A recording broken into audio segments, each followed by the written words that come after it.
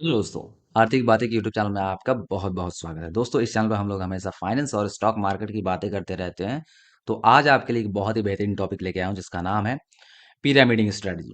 दोस्तों, last video में हम लोगों ने पिरामिडिंग स्ट्रेटजी के बारे में देखा था और ये वही वीडियो है जो आप अपने स्क्रीन पर भी देख पा रहे हैं। ये पार्ट 1 है और यहाँ पे हम लोगों ने देखा था कैसे हम लोग यहाँ पे ऐड करते हैं जब प्राइस बढ़ता है। तो ठीक है।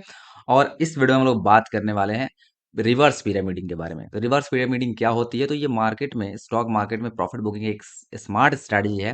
तो इसके बारे में आज हम लोग एकदम डीपली और कंप्लीट जानने वाले हैं। तो चलिए दोस्तों, वीडियो हम लोग आगे बढ़ते हैं।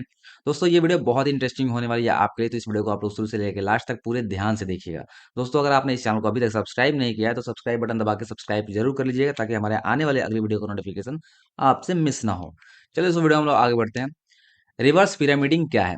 रिवर्स पिरामिडिंग एक ऐसी ट्रेडिंग स्ट्रेटजी है जिसमें प्राइस आपके फेवर में जाते ही आप धीरे धीरे अपनी क्वांटिटीज को निकालना शुरू कर देते हैं। इस स्ट्रेटजी में होता क्या है कि जो प्रॉफिट मार्केट ने दिया है उसे स्टेप बाय स्टेप बुक कर लिया जाता है। इसमें प्रॉफिट में ऐड नहीं किया जाता है, जबकि प्रॉफिट में यहाँ पे एग्जिट किया किया जाता है।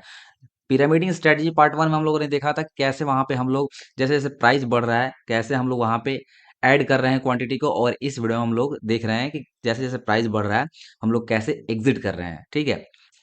Normal pyramiding versus reverse pyramiding में क्या डिफरेंस है? तो नॉर्मल पिरामिडिंग में जैसे जैसे प्रॉफिट बढ़ता है वैसे वैसे हम लोग नई क्वांटिटीज को ऐड करते हैं। ठीक है। ज्यादा जानकारी के लिए आप लोग उस वीडियो को जरूर देखिएगा। वीडियो लिंक आपको आई बटन में मिलेगा और डिस्क्रिप्शन बॉक्स में लिंक होगा। रिवर्स पिरामिडिंग में जैसे जैसे प्रॉफिट बढ़ता है वैसे वैसे पहले जो क्वांटिटी ली ली गई थी उसे हम लोग धीरे धीरे एग्जिट करते हैं। दोनों स्ट्रेटजी अलग अलग मार्केट के कंडीशन के लिए यूज की जाती हैं। रिवर्स पिरामिडिंग का बेसिक स्ट्रक्चर क्या होता है? सबसे पहले बेस्ट लेवल पे मैक्सिमम क्वांटिटीज के साथ एंट्री ले ली जाती है। ठीक है। जब प्राइस आगे बढ़ता है तो पहले थोड़ा सा प्रॉफिट बुक किया जाता है। प्राइस और ऊपर बढ़ता है और ऊपर जाने के बाद बची हुई क्वांटिटीज को हम लोग स्टेप बाय स्टेप एग्जिट कर देते हैं। उसका एग्जाम्पल भी हम लोग इस वीडियो में देखेंगे। चलिए एग्जाम्पल के साथ हम लोग देखते हैं। मान लीजिए आप 100 रुपए के दाम पे आप 100 क्वांटिटीज खरीदे हैं। ठीक है। जब प्राइस 105 गया तो आप वहां से 30 क्वांटिटी सेल कर दिए। ठीक है। जब प्राइस 110 हुआ तो वहां पे आप फिर से 30 क्वांटिटी सेल कर दिए, और जब प्राइस 115 हुआ तो बची हुई सारी क्वांटिटीज को आप सेल करके प्रॉफिट बुक कर लेते हैं। ठीक है।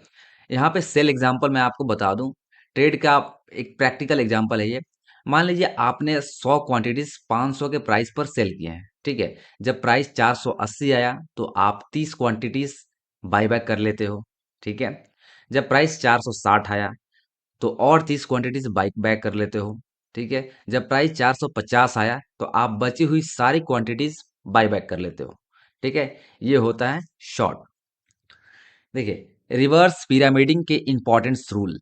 हमेशा स्ट्रॉन्ग ट्रेंड में ही रिवर्स पिरामिडिंग स्ट्रेटजी यूज करनी चाहिए। ठीक है। अगर मार्केट में दिक्कत चल रही हो, सेंटीमेंट खराब चल रहा हो, वहां पर पिरामिडिंग या फिर रिवर्स पिरामिडिंग नहीं करना चाहिए। एंट्री लेने से पहले एग्जिट लेवल्स और क्वांटिटीज स्प्लिट पहले से प्लान करना जरूरी है। ठीक है। यानी आपको पहले से पता होना चाहिए किसी स्टॉक में अगर कोई ट्रेंड है और वो ट्रेंड अच्छा ट्रेंड है तो वहां पे मुझे पहले से पता होना चाहिए कि कहाँ पे एंट्री लेना है और कहाँ पे एग्जिट करना है और कैसे कैसे एग्जिट करना है।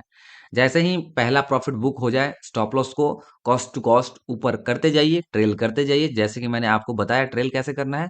जैसे कि आपको मैंने बताया कि आपका आपने 100 रुपये में बाई किया तो 95 रुपये आपका स्टॉप लॉस हो गया। ठीक है। लेकिन जब प्राइस 105 गया तो फिर आपका स्टॉप लॉस 95 से उठ के 100 रुपये आ गया। अब आपको लॉस का कोई चांस ही नहीं बनता है कि आपको लॉस होगा।